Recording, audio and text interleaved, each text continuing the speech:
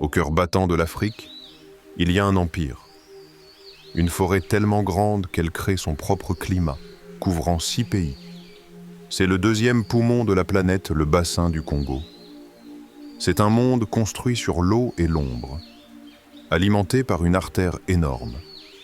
Un fleuve tellement puissant qu'il a divisé le cours même de l'évolution. Pendant des millénaires, ces forêts impénétrables ont gardé des secrets. Elles ont été le berceau d'intelligences anciennes et le théâtre de drames de survie invisibles. Ici, la vie explose sous des formes extrêmes. C'est le royaume des géants gentils et des sociétés complexes forgées dans le conflit. C'est un labyrinthe où le statut social s'affiche par la couleur et où l'intelligence peut être une condamnation à mort. Pour survivre ici, il ne suffit pas d'exister. Il faut maîtriser un monde de sons, d'odeurs et de signaux cachés. Bienvenue au Congo.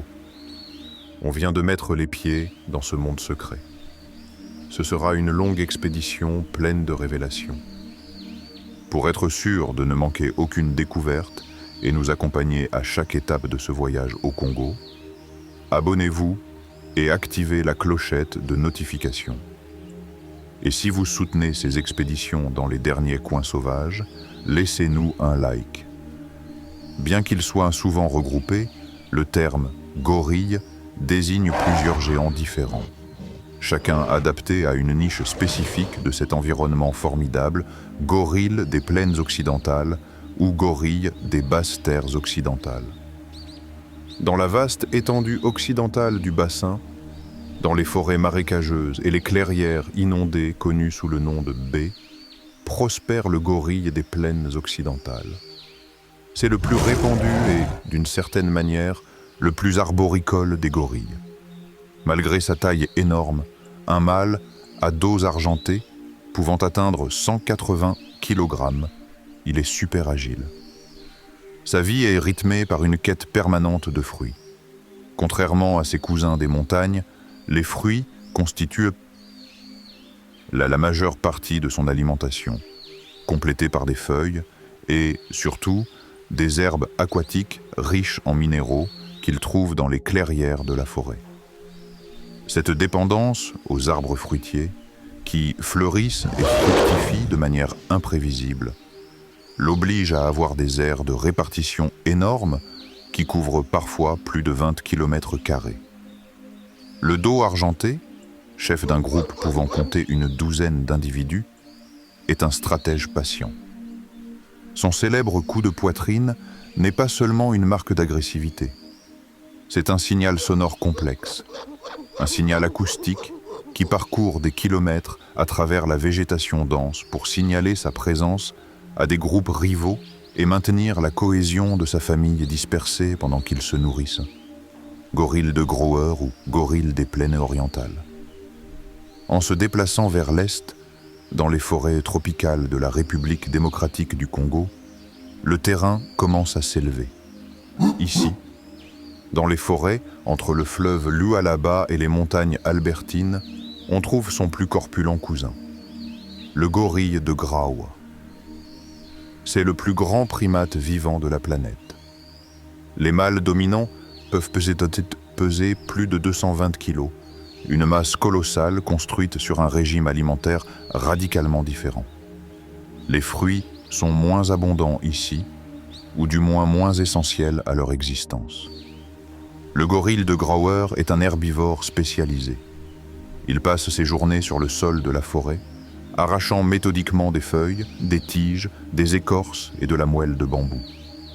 Leur énorme taille et leur système digestif adapté leur permettent de digérer cette végétation fibreuse et de mauvaise qualité en quantité énorme. Ils sont plus terrestres que leurs cousins occidentaux.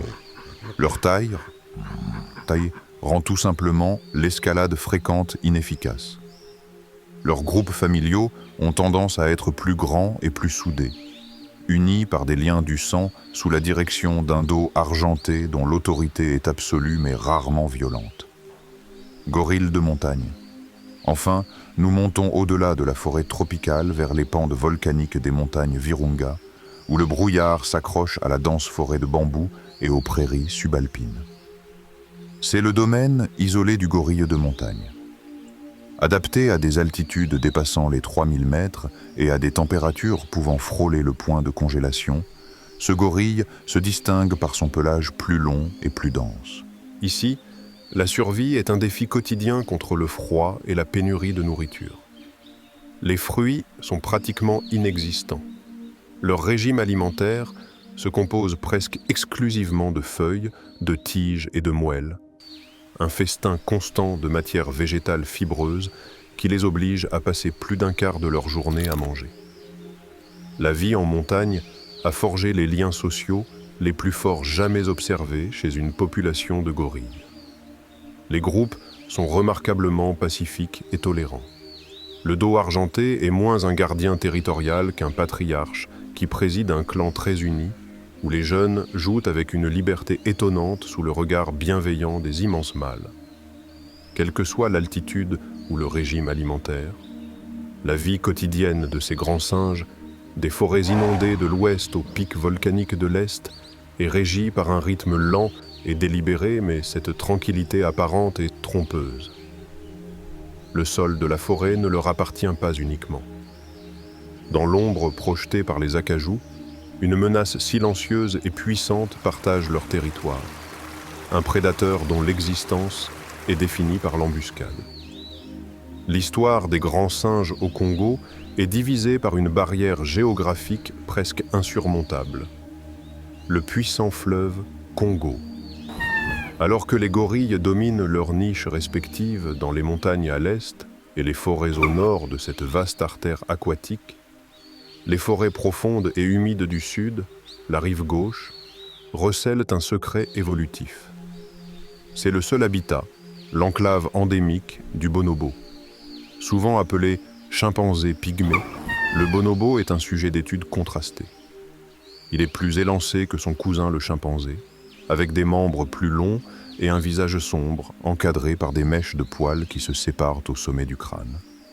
C'est un habitant de la canopée, un omnivore qui, comme le gorille des plaines, dépend beaucoup des fruits, mais complète son régime avec des feuilles, des herbes et parfois la chasse de petites vertébrés.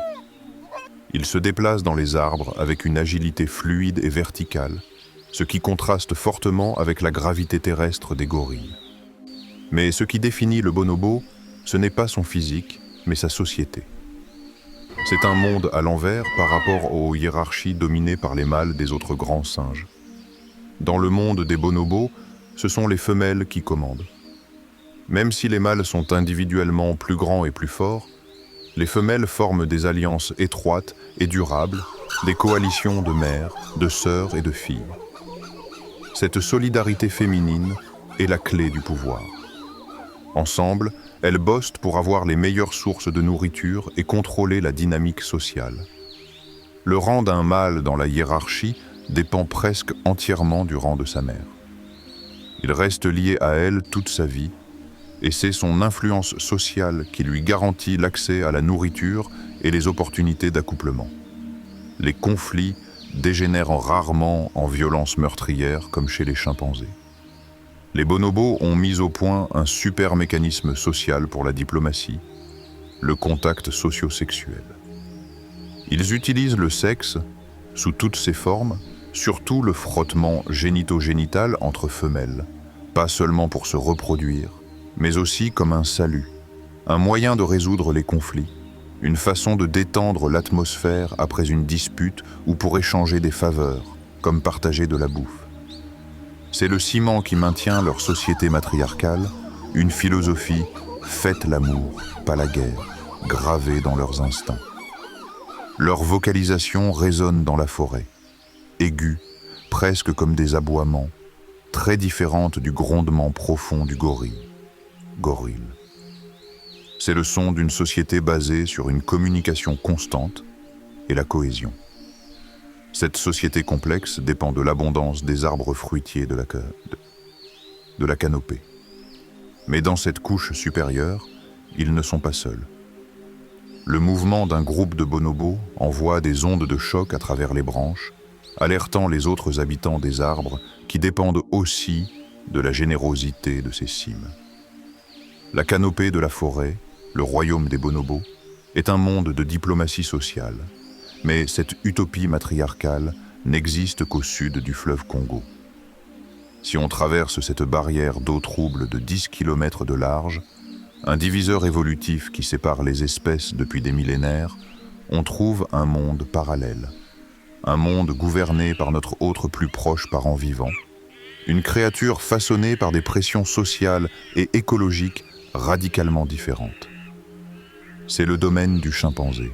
Au nord du fleuve, dans les forêts qui s'étendent du Congo à l'Ouganda, vit le chimpanzé oriental. Partageant 98% de notre ADN, sa ressemblance avec nous est troublante, non seulement dans la forme, mais aussi dans la société. Ici, la structure sociale n'est pas basée sur la coopération féminine, mais sur le pouvoir masculin. C'est une société patriarcale, un drame de pouvoir, d'alliance et de conflit. La vie des chimpanzés est définie par une structure de fission-fusion. Le groupe complet, qui peut compter plus d'une centaine d'individus, est rarement vu ensemble. Il est plutôt divisé en petites factions, des groupes de mâles en patrouille, des mères avec leurs petits, des individus solitaires, qui se dispersent à la recherche des fruits mûrs qui constituent l'essentiel de leur alimentation. Mais cette fluidité sociale cache une politique complexe. L'air est chargé de tensions. La hiérarchie est masculine, dirigée par un mâle alpha qui n'obtient pas son statut uniquement par la force, mais aussi par l'intimidation stratégique et, surtout, par la formation de coalitions. Les mâles forgent des alliances intenses, se toilettant mutuellement pour renforcer les liens qui seront vitaux au combat. Car, contrairement aux bonobos, les chimpanzés sont extrêmement territoriaux et mortellement violents. Les groupes de mâles patrouillent rigoureusement les limites de leur territoire, qui peut s'étendre sur des dizaines de kilomètres carrés. Les rencontres avec des groupes rivaux sont des guerres miniatures, brutales et organisées. Cette agressivité se canalise également vers la chasse. Les chimpanzés sont des omnivores accomplis et des chasseurs coopératifs très efficaces. Une partie de chasse des chimpanzés, qui vise souvent les colobes dans la canopée, est un déploiement de stratégies, avec des individus agissant comme conducteurs, bloqueurs et embusqués. Ils sont également passés maîtres dans l'art des outils. Un chimpanzé oriental utilise des tiges d'herbe soigneusement préparées pour pêcher des termites dans leur termitière, une compétence culturelle transmise de mère en fils. Cette société complexe et volatile prospère dans un monde d'abondance, mais aussi de concurrence. Leur succès en tant que chasseurs-cueilleurs dépend de leur intelligence et de leur capacité à maîtriser leur environnement, un environnement qu'ils partagent avec d'autres grands mammifères qui cherchent également leur subsistance sur le sol de la forêt. Les patrouilles de chimpanzés, avec leurs alliances complexes et leur surveillance territoriale tendue, dominent le sol de la forêt. Ils forment une force redoutable, des chasseurs intelligents qui se déplacent parmi les racines des arbres géants, mais ils ne sont pas la seule société de primates complexes et puissantes qui parcourt ce royaume de lumière tamisée. Soudain, la pénombre du sous-bois est traversée par un éclat de couleurs si vif qu'il défie toute logique de camouflage. C'est une annonce vivante. C'est le domaine du mandrill. Ce n'est pas un singe, mais le plus grand et le plus lourd singe de la planète, un primate solidement construit pour la vie terrestre. La vision est saisissante. Le mâle dominant est une apparition en technicolore. Son visage est un masque de guerre biologique, avec des sillons bleus électriques sculptés dans l'os qui encadrent un museau allongé et rouge carmin. Sa barbe est d'un jaune doré et sa croupe arbore les mêmes tons bleus et violets. Ce n'est pas une parure vaine, mais une déclaration de statut hormonal. Plus les couleurs sont intenses, plus son rang et son succès reproductif sont élevés. Mais le mâle spectaculaire n'est que la figure de proue. La véritable force du mandril réside dans son ombre.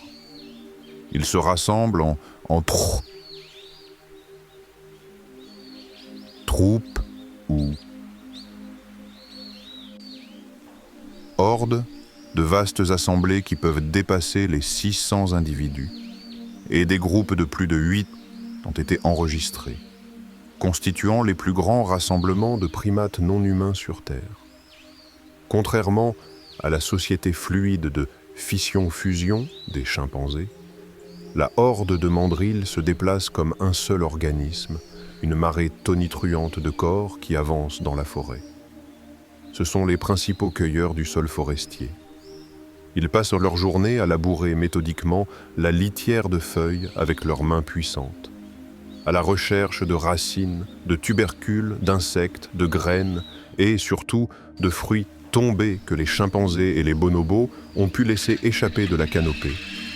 Leurs énormes canines, plus longues même que celles d'un léopard chez un mâle dominant, ne sont pas principalement utilisées pour la chasse, mais pour se défendre contre les prédateurs et lors des disputes intenses pour la hiérarchie. L'air se remplit de leurs grognements profonds, de leurs aboiements et de leurs cris de contact lorsque la troupe communique. Ce mouvement massif et bruyant ne passe pas inaperçu. En remuant le sol de la forêt à une telle échelle, il dérange plein de petites créatures et alerte les autres habitants des buissons denses. La horde de mandrilles, avec ses centaines d'individus, est une force de la nature qui domine le sol de la forêt dense. Un tourbillon de couleurs et de sons qui dépend de la générosité de la jungle fermée. Mais l'écosystème du Congo n'est pas un monolithe. Au nord-est, là où la forêt tropicale se fragmente et cède la place à une mosaïque de savanes, de prairies et de forêts clairsemées, marchait un géant d'une toute autre envergure. C'était le domaine, aujourd'hui tragiquement silencieux, du rhinocéros blanc du Nord. Son histoire n'est pas celle d'une adaptation prospère, mais celle d'une absence déchirante. Ici, dans les vastes prairies du parc national de la Garamba, en République démocratique du Congo, errait la dernière population sauvage de cette sous-espèce. C'était un méga-herbivore, une masse de plus de 2000 kilos de muscles et d'os, conçu non pas pour les sous-bois, mais pour les espaces ouverts. Sa caractéristique distinctive était sa lèvre large et carrée, une adaptation évolutive parfaite à son régime alimentaire. Ce n'était pas un brouteur comme son cousin, le rhinocéros noir, qui arrache les feuilles des buissons. C'était un pur brouteur. Il passait ses journées la tête baissée, ses lèvres larges agissant comme une faucheuse biologique, coupant de vastes bandes d'herbe avec une efficacité méthodique. Ce faisant, il sculptait le paysage, maintenant les prairies ouvertes et créant des habitats pour d'innombrables espèces plus petites. Contrairement à la société bruyante et massive du mandril, le rhinocéros blanc du Nord menait une vie d'introspection tranquille. Les femelles et leurs petits formaient de petits groupes, tandis que les mâles adultes étaient pour la plupart solitaires et farouchement territoriaux, marquant leur domaine avec des monticules élaborés de crottes qui servaient de bornes olfactives. Sa vue était notoirement mauvaise. Un monde de formes floues, mais cela était compensé par un odorat aigu et des oreilles en forme d'entonnoir qui tournaient indépendamment, captant le moindre craquement dans la savane. Sa grande taille le rendait presque invulnérable aux prédateurs naturels. Cependant, il portait sa propre condamnation à mort sur son visage. 2 cornes, non pas en os, mais en kératine densément compactée. Des décennies d'instabilité politique, de guerre civile, et la demande incessante sur les marchés noirs internationaux pour ces cornes ont entraîné une vague de braconnage sophistiqué et militarisé. Garamba a été sa dernière bataille. Aujourd'hui, le rhinocéros blanc du Nord est fonctionnellement éteint dans la nature. Les 2 seuls individus restants sur la planète, une mère et sa fille, vivent sous bonne garde armée à des milliers de kilomètres de là, au Kenya. Le silence qu'ils ont laissé dans les savanes de Garamba est un écho profond, un témoignage de l'impact humain. Mais là où un géant tombe et où les prairies ne sont plus broutées, d'autres grands herbivores tentent de prospérer en son absence. L'histoire du rhinocéros blanc du Nord est un silence qui résonne. Raconter ces histoires est super important pour la conservation. Si tu penses que le monde a besoin d'entendre ces voix avant qu'elles ne disparaissent, la façon la plus simple de soutenir notre travail est d'aimer cette vidéo. Abonne-toi et active la cloche pour continuer à être témoin de la vie qui se bat encore. La disparition du rhinocéros blanc du Nord a laissé une profonde cicatrice écologique dans les savanes de la Garamba. Les prairies que ces larges lèvres maintenaient courtes poussent désormais plus haut, mais ce paysage ne reste pas sans forme. Une autre force, une marée vivante de puissance bovine, revendique encore ces espaces ouverts à la lisière de la grande forêt du Congo. C'est le domaine du buffle de savane. Contrairement au rhinocéros, un géant largement solitaire, le buffle est l'incarnation de la force collective. C'est une masse sombre qui peut peser plus de 900 kilos. Un bovin sauvage qui n'a jamais été domestiqué par l'homme. Sa caractéristique la plus impressionnante se trouve sur sa tête. Ses cornes. Chez les mâles adultes, les bases se rejoignent pour former un bouclier osseux, solide et continu appelé chef. Une armure naturelle à partir de laquelle s'incurvent 2 crochets mortels. C'est un grand brouteur, un consommateur vorace d'herbes qui, comme le rhinocéros, est essentiel au maintien de la santé de la savane, en empêchant les broussailles de l'envahir. Mais la véritable stratégie de survie du buffle, c'est sa société. Il se déplace en troupeaux qui peuvent compter des centaines, parfois même des milliers d'individus. Ce rassemblement massif n'est pas seulement social, c'est une forteresse mobile. Ils ont une vue notoirement mauvaise, mais un odorat et une ouïe exceptionnelle, capables de détecter le danger à 1 kilomètre de distance. Leur réputation est légendaire. Lorsqu'ils sont menacés, en particulier par leur principal prédateur, le lion, le troupeau, réagit comme un seul organisme. Les veaux sont entourés par les adultes, présentant à l'ennemi un mur impénétrable de cornes et de muscles. Ils sont réputés pour leur défense proactive. Ils n'hésiteront pas à charger à l'unisson. Une ruée de plusieurs tonnes capable de piétiner et de tuer les grands félins. Ils sont imprévisibles, protecteurs et incarnent la résistance même de la savane. Ce vaste troupeau dépend de 2 choses, l'herbe et l'eau. Leur besoin de boire presque quotidiennement les lie aux grands fleuves et aux mares boueuses. Des endroits qu'ils doivent partager avec d'autres habitants de la savane qui cherchent également à se soulager de la chaleur implacable. Le vaste troupeau de buffles domine la rive du fleuve, une forteresse mobile de cornes et de muscles buvant goulûment l'eau boueuse. Ils incarnent la puissance terrestre de la savane, mais cet abreuvoir vital, à la lisière même où les pâturages rencontrent la forêt dense, n'est pas seulement surveillé depuis le sol. Depuis la cime des arbres géants qui bordent la clairière, une intelligence très différente observe la scène. C'est une alarme vivante, une sentinelle nerveuse et brillante. C'est le royaume du perroquet gris du Congo, communément appelé Yako. À première vue, c'est une créature au camouflage subtil. Son plumage est une mosaïque de gris cendré, chaque plume bordée d'un blanc pâle, lui permettant de se fondre parfaitement dans l'écorce tachetée de lumière des arbres géants. La seule concession à la couleur est sa queue, une touche de rouge écarlate si vive qu'elle semble presque artificielle sur la palette verte et brune du Congo. Tout comme les buffles, les Yakos sont très sociables. Ils se rassemblent en groupes pouvant compter des centaines, voire des milliers d'individus, créant un vacarme assourdissant à l'aube et au crépuscule lorsqu'ils se déplacent de leur dortoir commun vers leur zone d'alimentation. Mais ce qui les rend vraiment uniques, Ce n'est pas leur nombre, mais l'esprit qui se cache derrière leurs yeux brillants et pâles.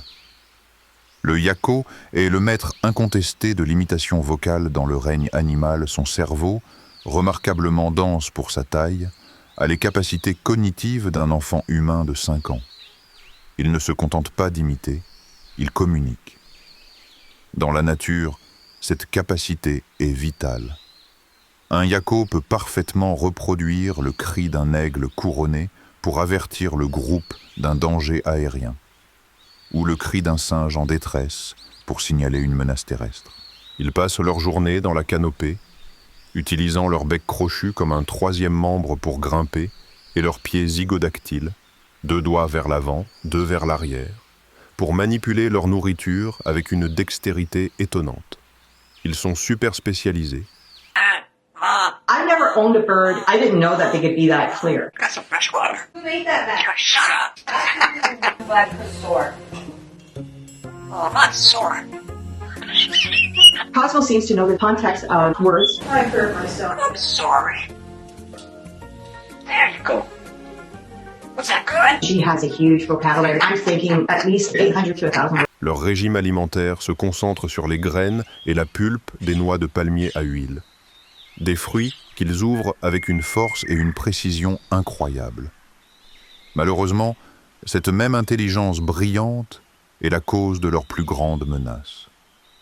Leur incroyable capacité à imiter la parole humaine et à former des liens sociaux complexes en a fait une cible de choix pour le commerce illégal d'animaux de compagnie, une pression qui a décimé leur population sauvage. Le cri, strident d'alarme d'un yako, qu'il soit réel ou imité, envoie une onde de choc non seulement à son propre groupe, mais aussi à tous les mammifères qui se trouvent en dessous, les alertant qu'un prédateur furtif a été repéré. Notre voyage à travers le bassin du Congo touche à sa fin. On a été témoin de l'intelligence, de la puissance et de la fragilité de la vie dans cet écosystème. Si ce documentaire vous a marqué et que vous souhaitez qu'on continue à explorer les merveilles de notre planète, soutenez-nous en cliquant sur « J'aime », abonnez-vous pour suivre nos futures expéditions et activez la cloche pour être les premiers à les voir. Des sommets volcaniques recouverts de brouillard aux marécages labyrinthiques au sud du grand fleuve. On a été témoin d'un drame qui se déroule depuis bien avant notre époque. On a vu comment l'intelligence prend de nombreuses formes. Dans le pouvoir politique d'un chimpanzé, dans la diplomatie matriarcale d'un bonobo et dans la voix imitatrice d'un yako. On a vu la force dans l'armure vivante d'un troupeau de buffles et dans la couleur vibrante qu'un mandrill utilise comme avertissement. Mais ce monde ancien, ce moteur de la biodiversité, est confronté à une force nouvelle et unique. Le silence du rhinocéros blanc dans les savanes de Garamba est un écho de ce que nous risquons de perdre. Et la survie des grands singes, nos plus proches parents, est désormais inextricablement liée à nos propres décisions. Le bassin du Congo n'est pas seulement le cœur de l'Afrique, c'est aussi le reflet de la santé de notre planète. Un monde de géants et de génies cachés qui luttent pour maintenir son équilibre contre nous.